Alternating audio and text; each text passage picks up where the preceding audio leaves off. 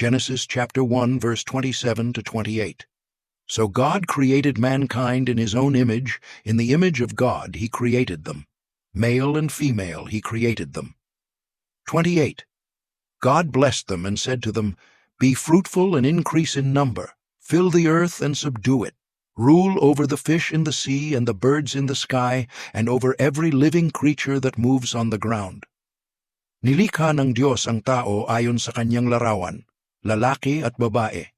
Ibig sabihin, ang tao ay may espesyal na katangian na mula sa Diyos, tulad ng kakayahang mag-isip, magmahal, at gumawa ng tama.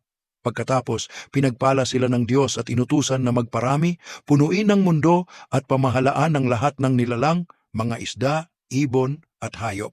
Ipinapakita nito na ang tao ay may responsibilidad na alagaan at pangasiwaan ang kalikasan. Follow for daily Bible verses